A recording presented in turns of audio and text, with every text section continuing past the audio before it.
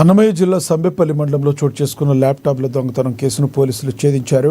గుందియవాండపల్లిలో ఒంటరిగా ఉన్న మహిళలను కత్తితో బెదిరించి ల్యాప్టాప్ ఎత్తుకెళ్లిన ఘటనపై దర్యాప్తు చేపట్టిన పోలీసులు గుర్రంకొండ కోన్ క్రాస్ వద్ద నిందితుడు నరేష్ను అదుపులోకి తీసుకున్నారు. నిందితుడిని విచారించగా అతను కేవలం ఇళ్లలోనే కాకుండా ఆర్టీసీ ప్రైవేట్ బస్సుల్లో కూడా వరుసగా ల్యాప్టాప్ల దొంగతనాలకు పాల్పడుతున్నట్లుగా తేలింది.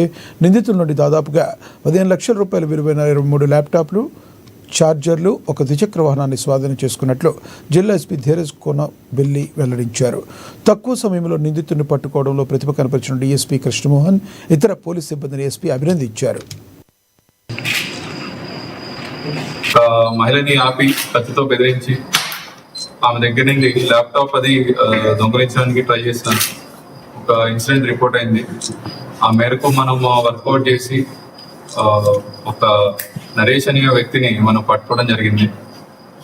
వేరియస్ సీసీటీవీ ఫుటేజెస్, తర్వాత టవర్ డంప్ అనాలిసిస్ ఇవన్నీ చేసిన తర్వాత ఇతన్ని పట్టుకోవడం జరిగింది. పట్టుకున్న తర్వాత మనము ఇతని దగ్గర నుండి 1 ల్యాప్టాప్ రికవర్ చేయడం జరిగింది. అండ్ ఫర్దర్ గా అతన్ని ఇంట్రోగేట్ చేసిన తర్వాత అతని ఇంటి దగ్గర మనం సెర్చ్ చేస్తే 22 ల్యాప్టాప్స్ మరియు ఒక స్టోలెన్ ఫోన్ కూడా మనకి దొరకడం జరిగింది.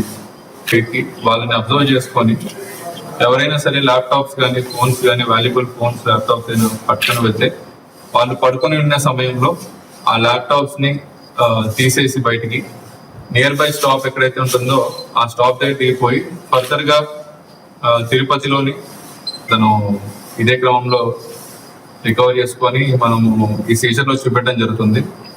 పర్సన్స్ ఐడెంటిఫై అయ్యారు.